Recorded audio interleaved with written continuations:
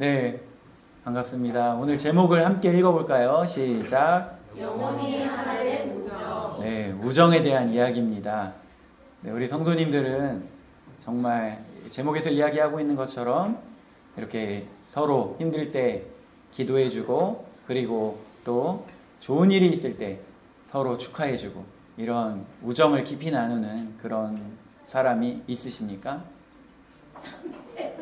네, 많이 있으시죠.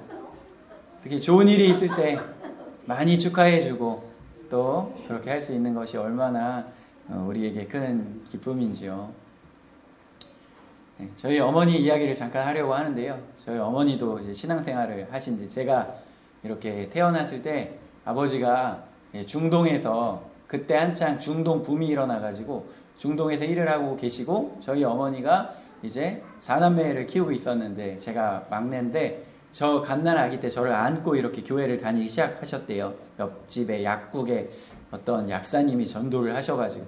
그런데 그 똑같은 시기에 저희 아버지가 중동에서 이렇게 컨테이너 박스에서 이렇게 모여서 드리는 예배 가운데 초대를 받아서 이렇게 그 중동에서 전도를 이렇게 받으셨다고 하더라고요. 그래가지고 그곳에서 이렇게 하나님 누구누구 집사 오늘 이렇게 이 중동의 컨테이너 박스에 와서 예배를 드립니다. 막 이렇게 소개해 줬던 것이, 하나님 앞에 이렇게 소개하면서 기도해 주셨던 것이 지금도 생각난다, 이렇게 말씀하셨는데, 그렇게 처음으로 복음을 믿게 됐었던 그 중동 현장에 저희 누님이 또 몇십 년 후에 이렇게 선교사로 가게 되어지는 또 일이 있었어요. 그래서 또 하나님의 역사는 또 재미있게 또 이렇게 가는구나, 이런 생각을 해봤습니다. 제가 태어날 때부터, 이렇게 갓난아기였을 때부터 안고 신앙생활을 하기 시작하셨다고 하니 벌써 그 시간이 45년이나 되었어요. 45년이라는 시간을 이렇게 신앙생활을 하시면서 그때부터 지금까지 꼭 같이 기도하고 좋은 일을 같이 축하하며 기뻐하며 지내는 그런 권사님이 계십니다. 그 권사님하고 힘들고 어려울 때 정말 서로 의지하고 기도하고 이렇게 하는데요.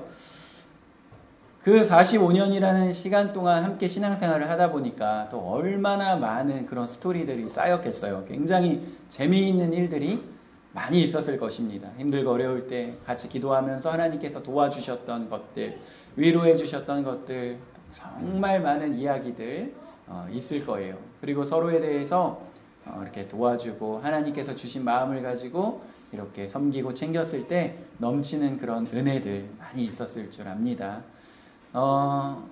제가 결혼할 때 이야기였어요.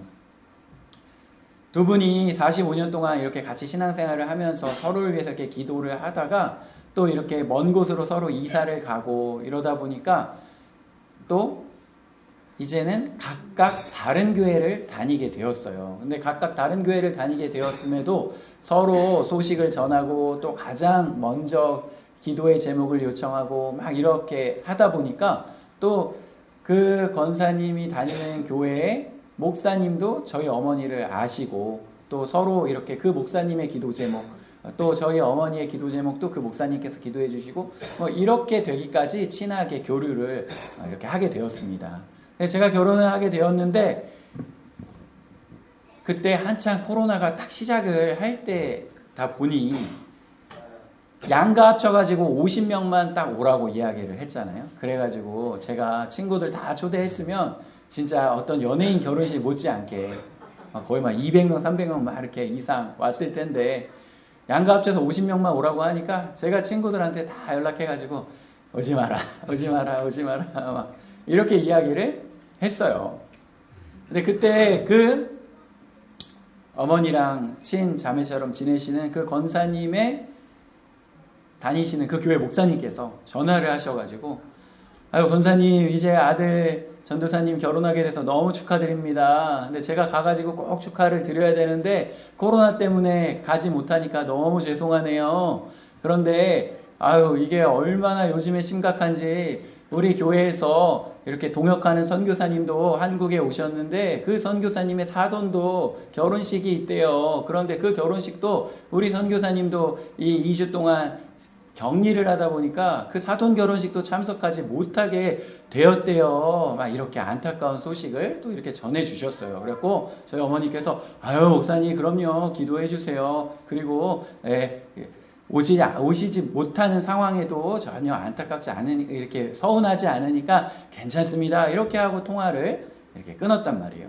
그리고 그 다음 날 이제 결혼식을 하는데 그 어머니랑 친하게 지내시는 그 권사님 가족은 결혼식에 참여를 했단 말이에요. 그런데 이 권사님이 결혼식장에서 이렇게 우리 가족들 그리고 또 저희 아내 가족들 싹 이렇게 보고 막 있다가 갑자기 저한테 오더니 너희 이 동서되는 저 목사 전도사님 아버지 선교사님 본 적 있냐고 하고 아니요 저는 본 적 없죠 그랬더니 똑같이 생겼다고. 그래가지고 제가 어떻게 아세요 그거를? 그랬더니 저 임원철 전도사님의 아버지가 바로 그 선교사님이시라는 거예요. 아까 이야기했었던 그 오랫동안 동역하던 그 교회의 선교사님 사돈이 결혼식이 있는데 못 간다고 했었던 그 사돈이 우리 가정이었던 거예요. 그 선교사님이 임병우 선교사님이었던 거예요. 그래가지고 와 어떻게 이런 일이 어머니하고 45년을 같이 신앙생활을 하면서 같이 울고 같이 웃고 그렇게 신앙생활을 하면서 의지했었던 그 가정에서 그 교회에서 오랫동안 후원하고 동역했었던 선교사님이 임병호 선교사님이라는 거예요.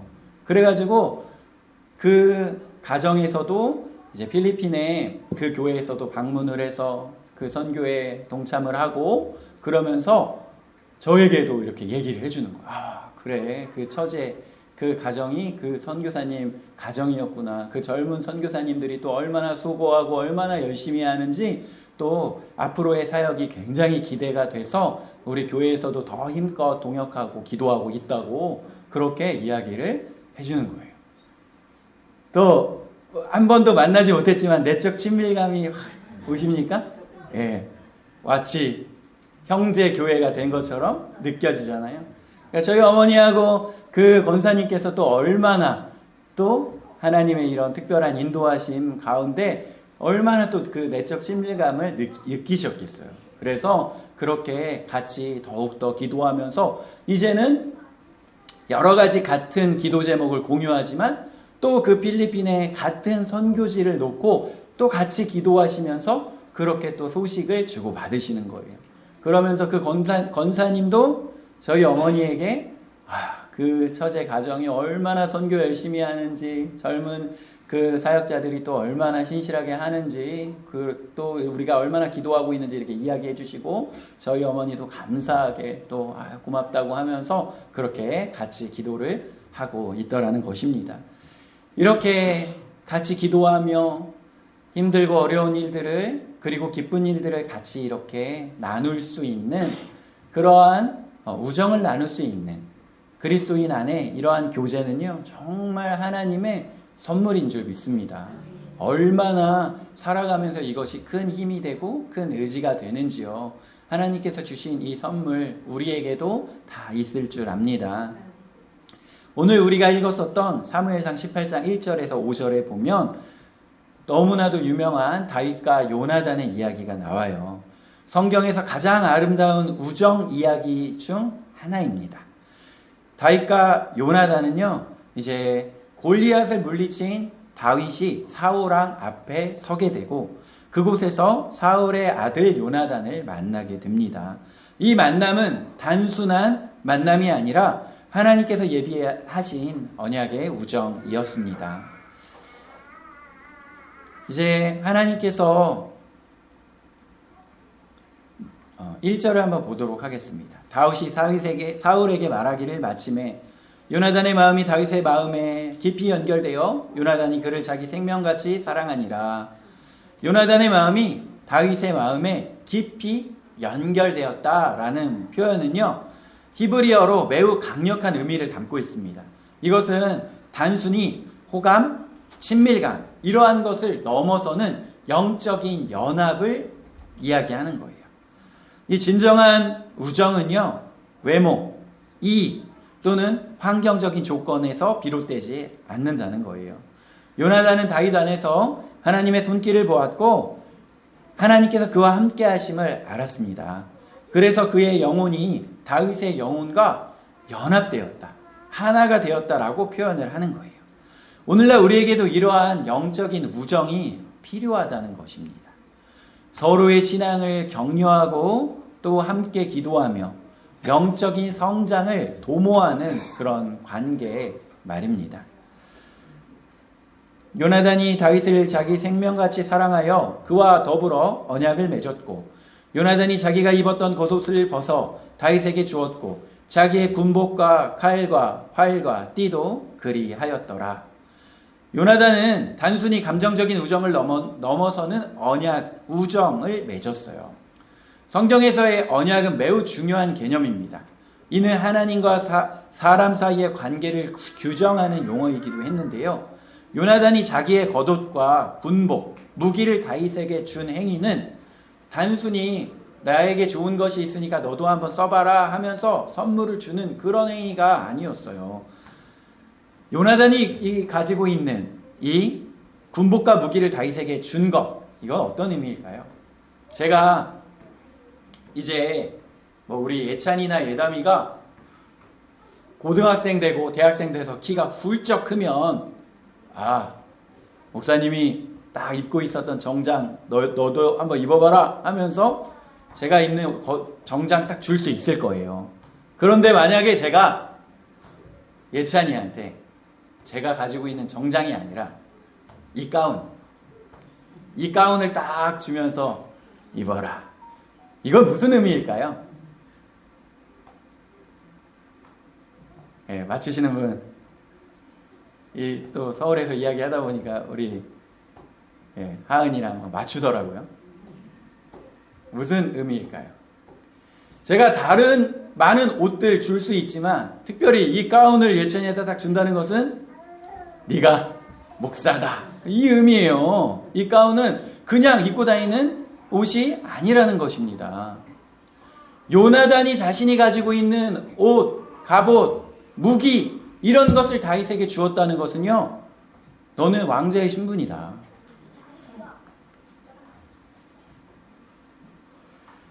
특별히 사무엘을 통하여 기름 부음을 받은 다윗은 자기 왕의 후보로 거론되고 있는 상황이었기 때문에 이 자신의 왕위 계승권을 다윗에게 인정하는 행위였다는 거예요. 사실 이들의 그 우정은 굉장히 특별합니다.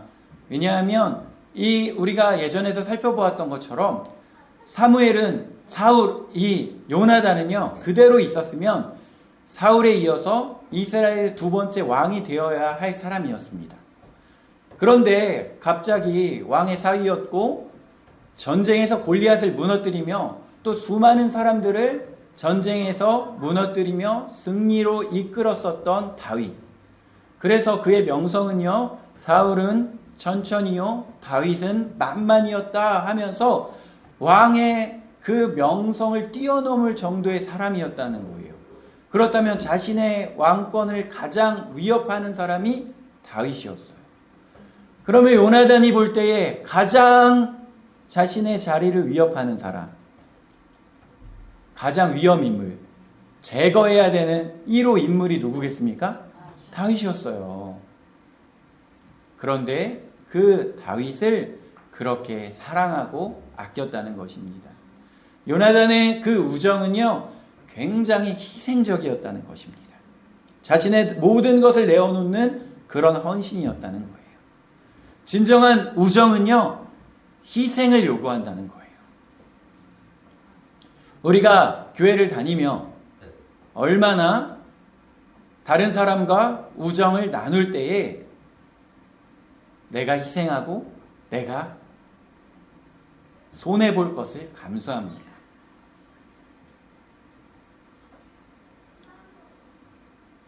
큰 교회를 다니다 보면 자신의 이익을 위하여 행동하는 일들이요 굉장히 많이 있어요. 제가 예전에 한국을 대표하는 가장 유명하다고 할 수 있는 교회를 1년여 정도 다닌 적이 있었는데요. 거기에서 이렇게 80년 또래 모임만 하다 보면 80년 또래 모임만 1000명인 거예요. 근데 그 1000명 중에 뭐 다 모이는 건 아니겠지만 토요일 날 모여서 밥 한번 먹자 하면 뭐 150명 이렇게 나오는 것입니다. 그런데 거기에서 어떤 한 친구가요. 내가 요즘 좀 급한 일이 있어서 그러는데 여기서 빌리고 저기서 돈 빌리고 저기서 돈 빌리고 저기서 돈 빌리고 막 하는 것입니다. 오늘날 저에게도 연락이 와가지고 정말 급한 일이 있다고 해가지고 돈을 빌려달라고 막 이렇게 이야기를 하는 거예요. 근데 추후에 들어보니까 이 친구가 여기저기 이렇게 해가지고 그 사람들 많잖아요. 그러다 보니까 어떤 친구한테는 많이, 어떤 친구에게는 조금 이렇게 빌리다 보니까 수백만 원을 빌려가지고 연락을 끊고 잠수를 타게 되는 거예요. 그런데 이 친구를 담당하던 목회자분이 다른 또 대형교회에 사역하고 있는 동료 목회자분과 만나가지고 식사를 하면서 이 청년들하고 찍은 사진을 딱 보더니 목사님 이 친구 지금 이 교회 다니고 있어요? 예 맞습니다. 어떻게 아세요? 그랬더니 이 친구 사고 안 쳤어요? 우리 교회 청년들한테 돈을 여기저기서 수백만 원 빌리고 지금 잠수를 탔는데요. 그래가지고 알아보니까 이 교회 저 교회 큰 교회 돌아다니면서 그렇게 막 돈을 빌리고 잠수를 타고 다른 교회 가서 또 빌리고 이런 일들이 일어난다는 거예요. 그런데 정말 재미있는 게 그 또래 친구들 중에 사법고시를 패스하고 변호사가 되기 전에 이제 그 공익요원으로 군복무를 하고 있는 친구가 있었거든요. 그 친구한테는 돈을 안 빌렸어요. 왜 그렇습니까? 변호사가 될 친구이기 때문에 본인이 어떠한 법적인 또 그런 제재를 받을지 모르니까 그 친구만 쏙 빼놓고 다 돈을 빌린 거예요.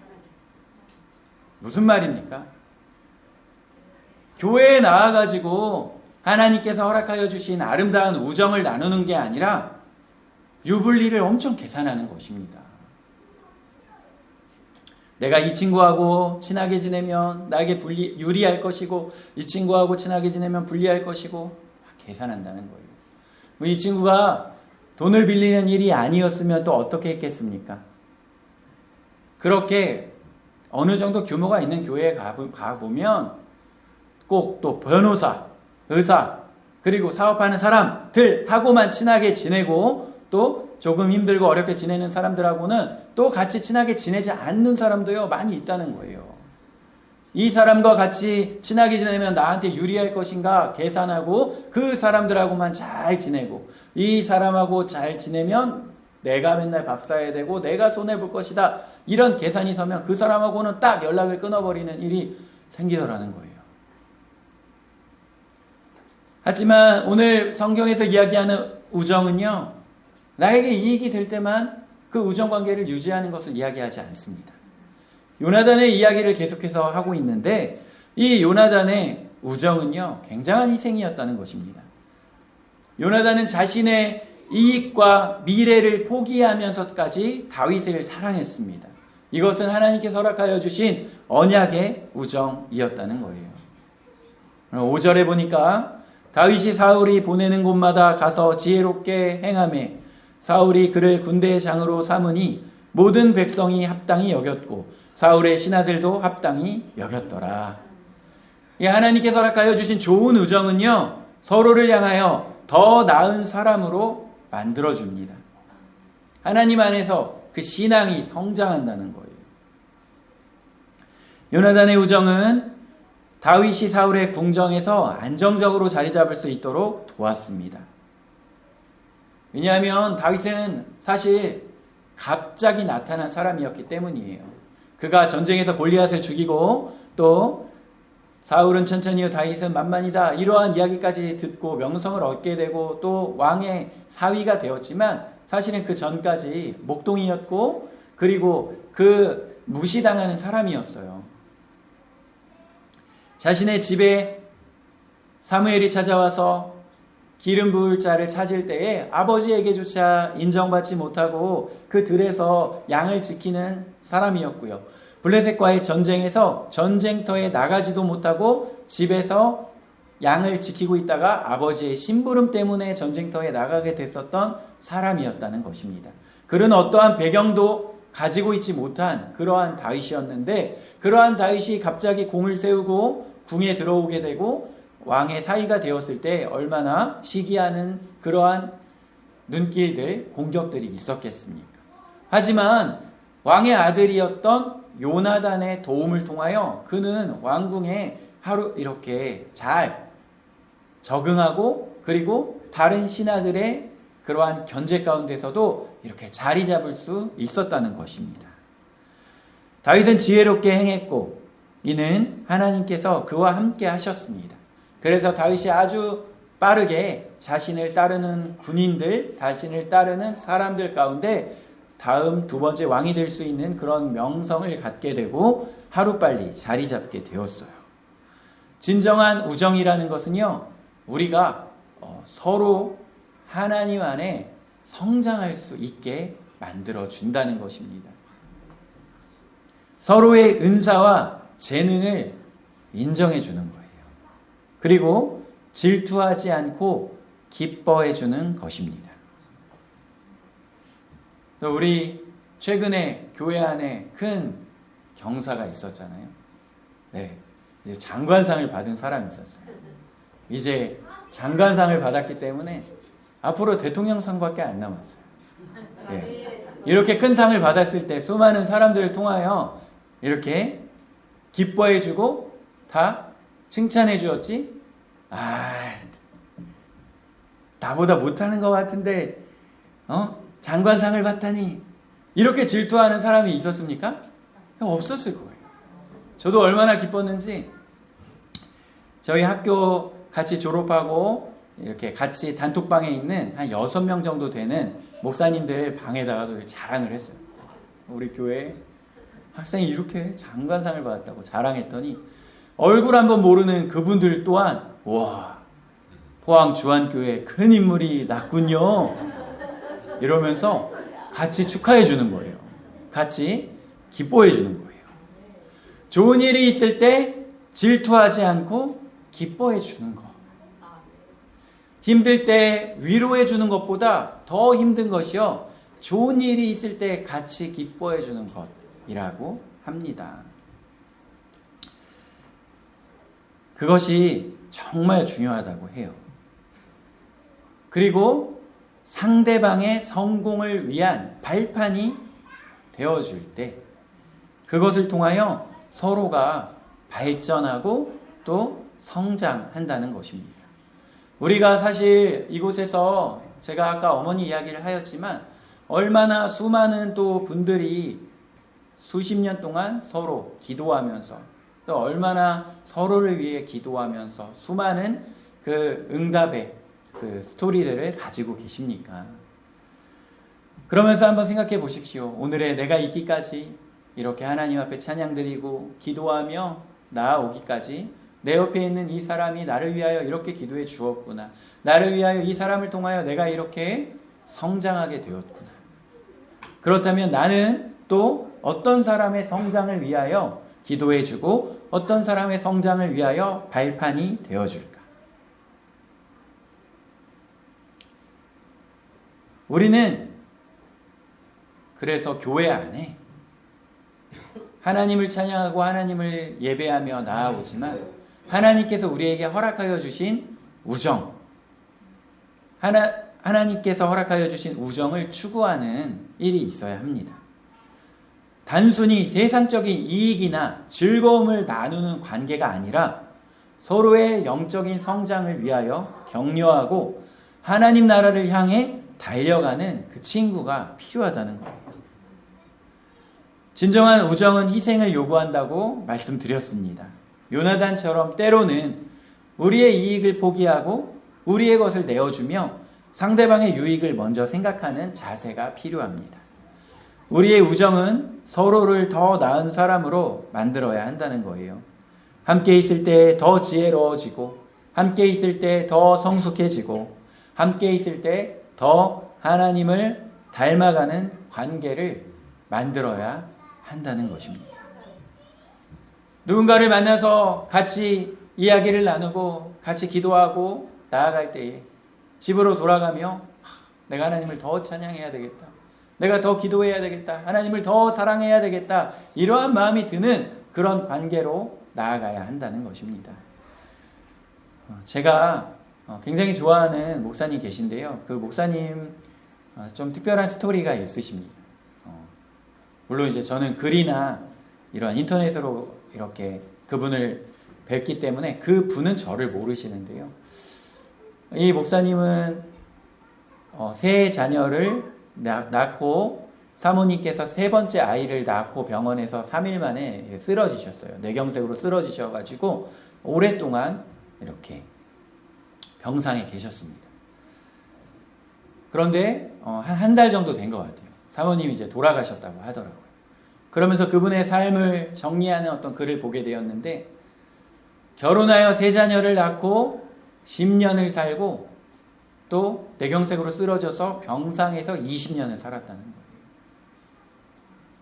30년이라는 결혼 생활 동안 그 20년을 병상에서 지내면서 이 목사님이 그 30년의 세월을 되돌아볼 때 왜 사모님이 이렇게 쓰러지는 그러한 힘들고 어려운 일이 생겼는지, 하나님의 뜻이 어디에 있는지 다 알 수 없지만, 그렇게 끔찍하고 힘든 일이 생겼지만 그럼에도 불구하고 그 30년의 세월을 되돌아볼 때에 세 자녀를 잘 키웠고 또 한 교회의 담임 목사로서 또 목회를 잘 해 오셨다는 거예요. 그러면서 사모님과 작별 인사를 하면서 어떻게 그 힘들고 어려운 시간을 보낼 수 있었을까? 되돌아볼 때에 수많은 사람들의 기도와 수많은 사람들의 도움이 있었기 때문에 여기까지 올 수 있었다고 고백하는 거예요. 그러면서 목사님께서 어떤 사람은 사모님 쓰러지신 이후에 매달 5,000원씩 후원을 해주셨는데, 그러면 또 우리가 사모님 쓰러지셨는데 5,000원이 뭐야 이렇게 생각할 수도 있는데요. 5,000원씩 20년 동안 대단하신 분이시죠, 그분도. 그래서 때로는 집에 먹을 것이 떨어진 그 주에 그 보내준 5,000원을 가지고 또 무언가를 사서 그 아이들과 함께 먹을 수 있었다는 거예요.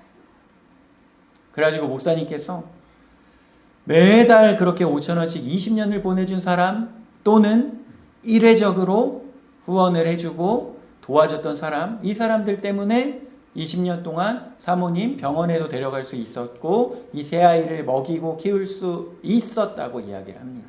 그러면서 그 20년 동안 사용하던 수첩에 그러한 분들의 이야기들을 빼곡하게 써놓으셨대요, 목사님. 그러면서 20년 동안 감사했습니다. 이제 다음 달부터는 보내지 마세요. 우리 가족도 다시 한번 힘내서 하나님 의지하여 살아가 보겠습니다. 이렇게 요청하는 그분의 그 글을 보며 나에게 왜 이런 일이 일어났을까?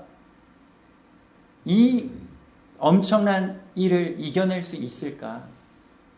그런데 어느덧 세월은 지나고 20년이라는 세월이 지나고 다 알 수 없지만 결국에는 하나님께 기도하며 도움을 요청했을 때 보내주신 그 사람들을 통하여 20년을 하루하루 순간순간 걸어가다 보니 오늘이 왔다는 거예요. 결국에는 옆에 있는 사람들을 통하여 그 영적인 우정을 맺으며 그 하루하루를 왔다는 것입니다. 우리가 옆에 있는 사람들을 통한 그 도움의 손길들, 기도, 위로와 격려, 이러한 것이 없었다면 어떻게 오늘 이 자리에 있을 수 있을까요? 하나님께서 허락하여 주신 이 우정이라는 것, 신앙 안에서 영적인 우정을 가꾸어 간다는 것. 요나단이 다윗의 생명을 구하기까지 했다는 것입니다. 이것이 우리에게 얼마나 큰 선물인지 우리가 기억하기를 원합니다. 그래서 이것이 우리의 신앙의 또 원동력이 된다는 것을 기억하여 아름답게 가꾸어 나가길 원합니다. 그래서 서로가 하나님을 더 사랑하는 관계로, 서로가 성장하는 관계로 만들어가는 저와 모든 성도님들의 삶이 되기를 소망합니다. 기도하겠습니다. 하나님 아버지 감사합니다. 특별히 우리를 주의 자녀로 부르셔서 하나님 앞에 찬양과 감사를 올려드릴 수 있게 하여 주시고, 또한 우리에게 인생의 신앙의 선물로 함께 기도할 수 있는 사람들 불러주셔서 감사합니다. 우리가 서로 때로는 힘들게 하였고 때로는 시험에 들게 할 때가 있었지만, 하나님 우리가 이 우정 가운데에 하루하루 아름답게 가꾸어 나갈 수 있도록 주여 도와주옵소서. 때로는 희생을 요구하는 이 관계 가운데에 요나단처럼 우리의 이익을 포기하고 상대방의 유익을 먼저 생각하는 그러한 자세를 배울 수 있도록 도와주옵소서. 서로를 더 나은 사람으로 만들며 더 지혜로워지고 더 성숙해지며 더 하나님을 닮아가는 관계로 나아갈 수 있도록 주여 도와주옵소서. 감사합니다. 예수 그리스도의 이름으로 기도 올려드립니다. 아멘.